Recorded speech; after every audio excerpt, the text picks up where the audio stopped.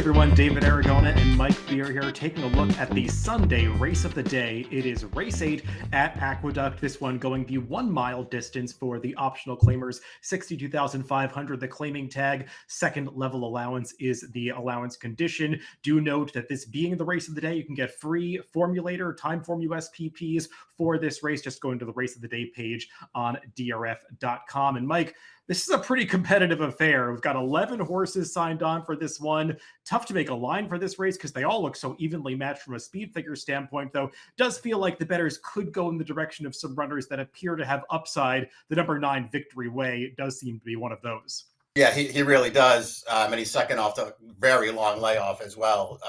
He has a lot going for him in here, David. You're right. It's a pretty competitive race. Not only these horses do feel like they're well matched anyway, but they've all, or most of them anyway, have been in good form, and it feels like they've been in good form for a long time.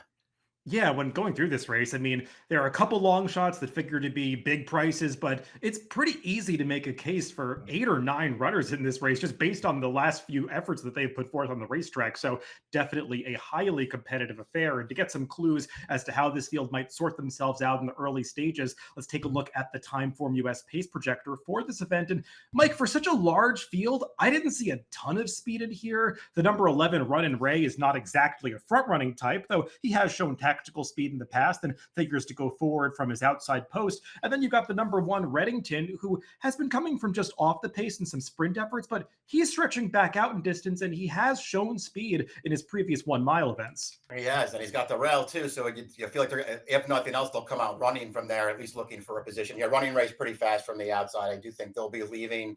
And Victory Way, they haven't been that aggressive with him in all of his races, David, but I think he showed, particularly in the Bayshore, his second career start, that he's got plenty of speed if they want to use it. Yeah, he's another one who does figure to be up close to the pace. And speaking of some of those horses that could be going forward early, let's begin the conversation with the number 1 Reddington, who, as you said, drew the inside post, which might not be ideal for him, especially when you go to his race 2 back in November when he sort of got this inside trip. Looked like he was getting a little discouraged racing on the rail. He kind of lost position around the far turn and then was starting to gallop out across the wire and then into the clubhouse turn. He really galloped out past the entire field. So kind of a horse that didn't put forth a full effort that day. Ran better last time when he improved his buyer back up into the 90s, facing a pretty good field that included El Grandeo, a very classy runner from the Linda Rice barn. And as we were talking about earlier, while his recent form is over shorter distances, he ran just fine going a mile going back to this time last year and showed speed in those races. Exactly. And it does feel like that maybe he's even a better horse now than he was then. So I think those are all positives for him. I really don't mind him stretching out in distance at all here. And you just mentioned he's been in good form. He can get the right kind of a trip in this race, assuming he breaks well from the rail. He did have those 2 upset wins over the summer there, but he ran well in both of those races. I just wanted to say this about him. I think I'm not knocking this horse because I think he's going to be a price. He ran fine last time. He was in the same race as Victory Way, who was off of a really long layoff in there, and he did not run as well as Victory Way did in there. And it just feels like that horse has way more upside. So they just both show up and run the same race they ran last time. To me, anyway, this horse is not beating Victory Way. The number 2 is General Banker, and kind of surprising to see him throwing a clunker last time because this horse has just been the picture of consistency, especially from a speed figure standpoint. I think he ran 7 buyers in a row that were in that tight range from like 86 up to 89. He just seems to run his race every time. And you look back at the most recent effort, it was a sloppy track. It was kind of dominated towards the front end by a long shot in Gunnet. There wasn't a whole lot of closing going on in that race, and he was stuck right down towards the inside, which is sometimes not the place to be over a sloppy surface like that. So if you throw that race out, he's got form that puts him in the mix here. He probably doesn't have the upside of some others in this field, but you know what you're going to get from him. It's the real question is whether he's going to be able to, assuming everybody shows up here and runs their good races, is he going to be able to really, muster an effort that's going to beat them? I thought it would be hard for him to do that, but he, as you mentioned, he's so consistent. He always shows up. He's another horse. He's going to get a good trip in this race, and he's just far from impossible. Do I really want to, use him on top and lose money on this horse? Probably not, but I could probably use him somewhere. Yeah, you're right. He might be more of an underneath type, but he has been in good form lately. The number three is Treaty Obligation. Speaking of horses that are in great form right now, he has reeled off three victories in a row, stepping up in class each time, now trying to make it four in a row for trainer Linda Rice, who's just had a ton of success with this horse since claiming him for $50,000 at Saratoga over the summer. And we're taking a look at the replay of his most recent race when he passed his first level allowance condition. And Mike, this horse traveled strongly every step of the way, was under a hard hold by Flavien Prat on the far turn. And once he wheels him out at the top of the stretch, he just ran right over the top of these horses. He's got to get a little faster based on this effort, but he does seem to be stepping it up every time. A really good effort last time. His prior two wins, I thought were both really good too, and he was even better last time. And he also showed even a little bit more versatility with a fast pace in front of him. He was fine just sitting back, and as you said, always traveling strong in there. He wired a field three back. He was right up close two back, further away from it last time. He ran great in all of those races, and he moves forward again in here. He's a handful. Yeah, I mentioned when I started, there were a couple of horses that were kind of tough to make a case for in this race. One of them is probably the number four, Duke of Gloucester. And it's not that he's a bad horse at all. He's competitive at this condition in some races going back to last year, but does feel like his form kind of tailed off through the summer, went to the sidelines following a race at Monmouth in September. And Wayne Potts has just found a really difficult spot for this horse to make his comeback. Yeah, I had a hard time making a case for this horse as well. Potts' horses have actually been going well for a while now, but this horse isn't too tough here, I think.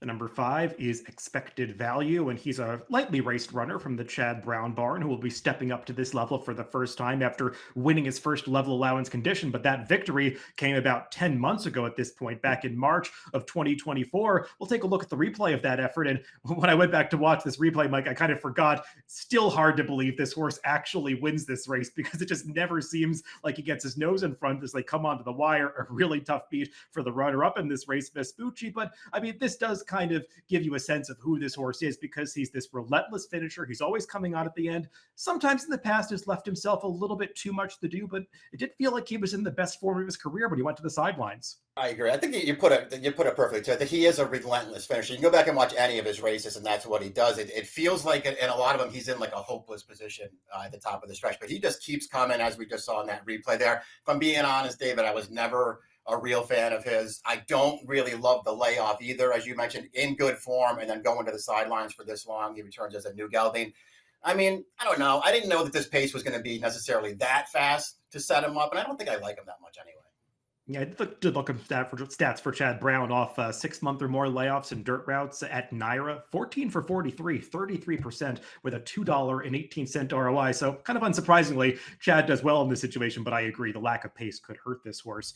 The number six is Magical Ways. And again, speaking of horses in great form right now, he is coming in off a career best effort last time, earning a 96 buyer, chasing home just a freakish performance from Mama's Gold, going the 9 furlong distance. This horse kind of just fell into a great trip that day because it's not like they were trying to be aggressive with him. He just kind of found himself stalking Mama's Gold and then was sort of no match for that horse through the lane. He's run well over his past several starts, but hasn't really been a threat to win in any of those races. So I kind of wonder if he's going to get over the hump against a field of this quality. He was one of the horses I had trouble making as well. I mean, I guess it's at least worth pointing out. He ran the 96 last time. It's not the only fast race he's ever run, but it still feels like his typical effort might not quite be good enough. But he is a horse who's got plenty of tactical speed, David. We've already talked about the pace a little bit here. He could fall into a pretty nice trip once again here. And then his Rudy Rodriguez trained uncoupled stablemate Seeking Unity right to his outside, and kind of differing running styles for this horse. This one's got a little more tactical speed, though it seemed like Joel Rosario was really intent on not using that speed last time as he took this horse under a hard hold right after the start, kind of lost some position heading into the far turn, and he stayed on pretty well to be second behind Bank Frenzy, who's just been in great form right now. He's another one that I kind of feel like he reached his ceiling last time, and I wonder if there's forward to go here because he's going to have to take another step forward. Yeah, he's just going to have to probably run the race of his life to win here. Another horse who he's tactical enough to get the right kind of a trip in this race. Ultimately, he's probably a little bit underrated. This is a really tough spot for him. The number 8, Yo Daddy, is a horse that I personally found really tough to read in this race because there clearly is talent here. I mean, we saw it at Saratoga over the summer when Linda Rice switched him back to the dirt. He put forth these two explosive efforts, a fast second place finish against Starter Allowance Company in a very live race, and then winning that Starter Allowance in August with just this smashing effort, drawing off from that field really impressively. Turf didn't work out. I think that's clear. He's a dirt horse. But going back to this surface in his last few starts, I think he's run well, but he makes things difficult on himself because he's not the quickest those first few strides away from the gate. He often finds himself, I think, a little further back than the jockey wants. Then he gets really strong and aggressive mid-race and tries to make these middle moves. Jockey switched today to Kendrick Carmouche, and he's going to have to learn this horse's quirks pretty quickly.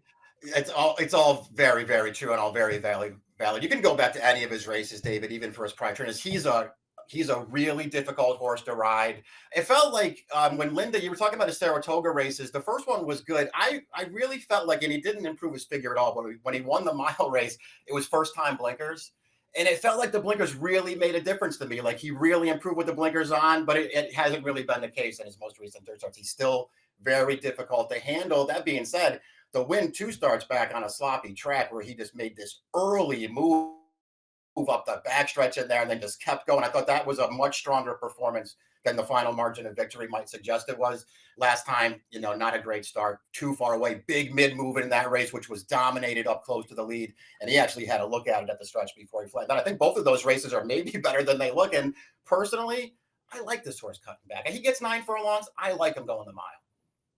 Horse who's stretching out in distance is the number 9 Victory Way, the one that we mentioned at the top, morning line favorite. He's got all the upside, just making the 6th start of his career. This is a horse who showed a lot of talent early on, winning his debut race, and then just 2 starts later throwing in this 97 Beyer, beating first level allowance competition. Looked like he could be a player in the 3-year-old division in the second half of that year, but unfortunately went to the sidelines after a poor effort in a stakes race. Came off the long layoff here, and we're taking a look at that most recent start where he beat Reddington, who's to his outside. We already discussed that one. And as you mentioned, Mike, Victory Way just ran the better race on this day, turning back to the 6.5 furlongs after all that time away. He took a good late run, Bel Grandeo, who is a nice horse. I guess my one concern about this race is that both the first and third place finishers came back to significantly regress in their next starts, but maybe they had some minor excuses, wet tracks, not getting the right trips. I don't want to hold it against them too much. Not going to be surprised when this guy takes a step forward. Yeah, I feel the same. I mean, I didn't want to hold that against him either. I thought, considering what he was up against in that spot, I just thought he ran really, really well. And for whatever the issue was, the sideline, it showed that he can still run. This horse had a lot of potential before he was sidelined. I just feel like he's the horse to beat in here. I think pretty clearly so. It's just all about, what price can you get on him and then what price are you willing to take? Another big price in this race is going to be the number 10 Union Fleet, who is shipping in from Maryland. He's just not been running fast enough while facing company that is significantly weaker than he's going to be meeting here. So it just feels like this horse has a tall order facing him. Respect that he's consistent for sure, but he is a horse who just feels like he doesn't have a lot of speed, and he's going to need a lot of help if he's going to be around at the end of this race. And then all the way on the outside, we've got the number 11 Run-In Ray, who is a 9-year-old now, and it kind of feels like this horse has had 9 lives because he just keeps coming back into form, and he's done it once again now in the Gustavo Rodriguez barn. His most recent race, we'll take a look at it. It was only beating $40,000 claimers, but he ran a respectable speed figure of 91 and just seemed like he was way more dialed in than he had been in some recent starts, traveling strongly to the top of the stretch and then holding off a late charge from the favorite Floki's Flight on this day. And we've got to mention, Mike, the third place finisher in this race, Garufin, came back to win his next start against a decent field with a 99 Beyer. So maybe this is a better race than it even seems. It might be. I mean, he won this race really easily. I like that performance. I know he was in an even cheaper race 2 starts back, but he absolutely smashed that field. That was a good performance. He's got tons of back class. He's got speed from the outside. I don't know, man. I'm not dismissing this horse's chances, even though he's moving up pretty significantly in class here. Well, as we said, this is a highly competitive affair, and I think you can tell from our comments there are plenty of horses we could potentially like in this race. Let's throw up our picks for this one, and I'm going to go down towards the rail to the number 1 Reddington. Just thinking about the pace scenario of this race, I didn't see that much front-running speed signed on. I think they're going to get way more aggressive with this horse, and he's just run figures recently that put him right in the mix with these horses, and I go back to some of those mile races that he ran back in the early part of 2024, and you could make the suggestion that going longer is a little better for him. I've got General Banker in there, but viewing him as a little bit more of an underneath type. Yeah, I listen. You went with a couple of better prices that you were top 2 picks. I'm not arguing with either one of them. I think they're both players in this race. I think I went a little bit more conservative than you did. I want to give Yo Daddy a chance cutting back. Your trip is going to be very important for him. But I think his good race with the right trip, I think it gives him a real chance against these horses. And I just put the logical horse, the likely favorite, Victory Way. I just put him second. I think he's going to be a handful here. 1, 2, 9, 11 for me, and 8, 9, 3, 11 for Mike in the Sunday race of the day. It is race 8 at Aqueduct. Good luck if you're playing the races this weekend.